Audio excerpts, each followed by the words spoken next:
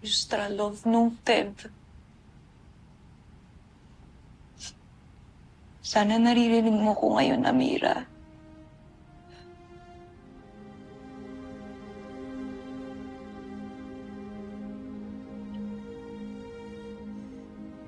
Gagawin ko lahat para maligtas kita.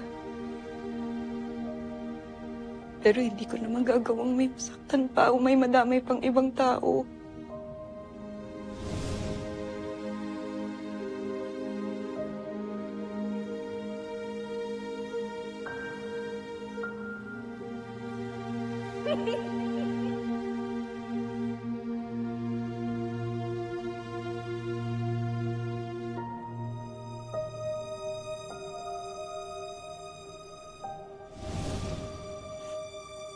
Lalo na si Bert.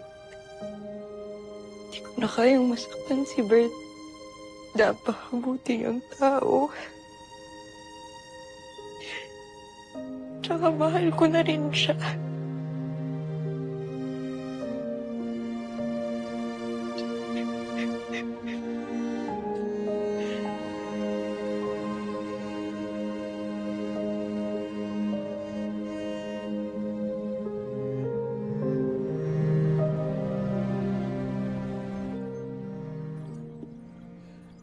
Big Bird, I'm sorry pero hindi na kita pwedeng payagan makipagkita pa kay Judy. Sinasabi ko na nga, be. Dr. Smith, dahil sa kanya kaya ako bumalik sa Voltes team. Tapos ngayon po sasabihin niyo na umiwas ako sa kanya? Wala po akong nakikitang rason para umiwas sa kanya. Mabait ho siyang tao. Mahal niya ako. Tsaka nagkamali, Big Bird. Anong mali doon? Maling mahalin ako ng tao? Mali maging mabuting tao? Big Bird, listen to me. Hindi tao si Judy. She is an alien. And maybe siya yung spy na pinaghihinalaan natin. What?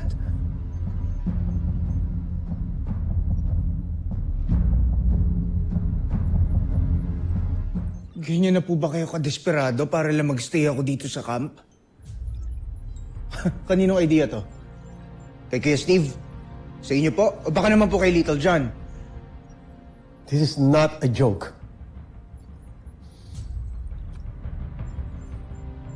Doctor. Tignan mo to.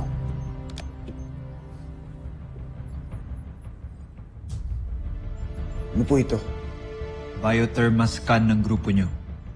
I-check mo yung kay Judy. Siya lang ang naiiba.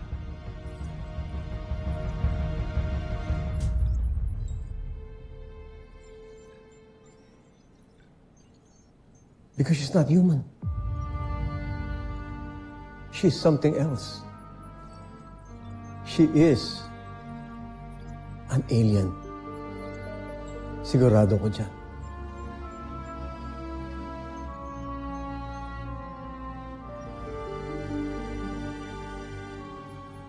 Medical team, report to Deck 5. Medical team, report to Deck 5. Deck 4. Gawin mo na yung pinapagawa ko sa'yo. Gusto ko nang mawala si Jamie dito. Paano? Eva, ang daming nakapaligid sa kanya. Ano paano? Diskartehan mo. Gawin mo ng paraan yan.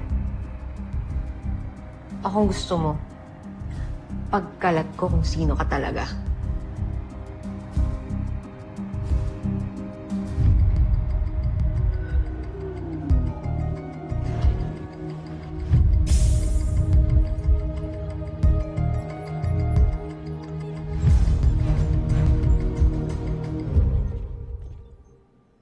No. Hindi. Hindi po totoo yan. May glitch lang po yung scanners. Tignan niyo po. Iba rin yung scan naming dalawa ni Steve compared kay Mark and Jamie. So ano po ibig sabihin nun? Normal kayo sa akin. Pero hindi kayong issue. Si Judy. She is an alien. Believe me. Yung damit ho, Baka po sa damit, kaya po iba yung scan sa kanya. And besides, hindi po tayo sigurado kung alien ho talaga siya agad. She is an alien. Ano po kung maniniwala? May reference ba tayo na ganito talaga yung itsura ng mga alien sa thermoscan? Wala naman po tayong ibang nakikitang alien. Meron. Alam ko. Saan po? Sino siya? Hindi ko na kailangan sabihin sa'yo kung sino. Pero kilala ko siya. Kilala siya namin ni Mary Ann, ng mama mo. Many years back, siya ang naging dahilan kung bakit itinago tong camp. Dahil darating ang mga kauwi niya to invade planet Earth. Kaya alam ko kung ang itsura ng biothermoscan ng isang alien, isang Bozenian. And Judy is a Bozenian.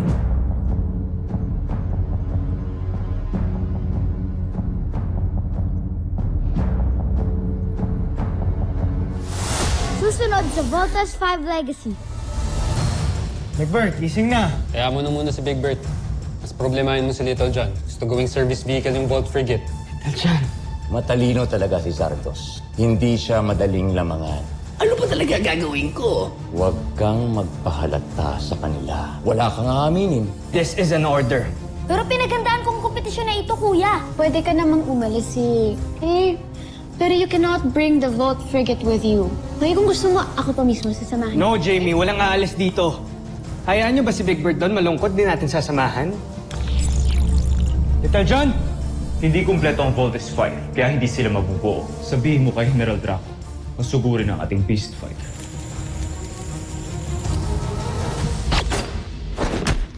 Sugo! Tandaan mo, hindi na tayo maaaring matalo pang muli.